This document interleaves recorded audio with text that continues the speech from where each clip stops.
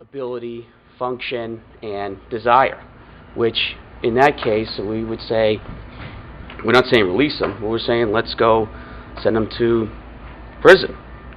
And when he goes to prison, our belief would be that he's going to go to prison and it's going to be a meaningful experience, and that he can appreciate what's happened, what's occurred, because he doesn't have these desires anymore, or the ability. And so what we were saying was, hey, let's move forward and let's investigate this, let's do this, but if we're going to do it, we have limits, and limits would be 15 years.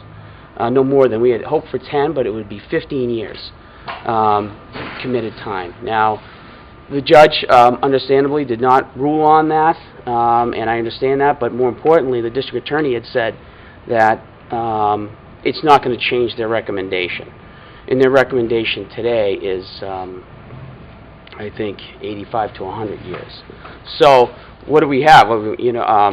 That's what we were left with, basically. So. And you need how much money for the operation? Well, it wasn't the operation what we're doing because it had been done in Massachusetts before, but it's been done in other states. It's been done in, I think, different ways of it that they do it. Some of them they do it in different conditions. But what we were trying to do is get a third-party doctor. I think it would be the most prudent way to do it would be say, hey, let's get a third-party doctor to say, all right, John is consenting to this freely and voluntarily, and his lawyer's not pushing him, the district attorney's not pushing him, the court's not pushing him. He's doing this all on his own. He understands what's going on, obviously, because this effect is permanent, and we didn't want him to have that, any sort of.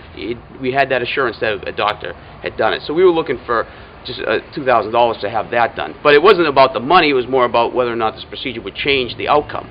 And we agreed with the court. We don't want to spend any public's money if it's not going to change it. So what I, in fact, said was, hey, Judge, or Your Honor, you're right, this would not affect the outcome if it's going to not be reduced to 15 years or less. So we didn't need to go forward any longer. Do you know what it might cost, and ultimately it would be taxpayers? It's a rather inexpensive procedure. It's an outpatient procedure. It's done in the afternoon. It's a local anesthesia. And so, there's really no follow-up. They do it, and that's it.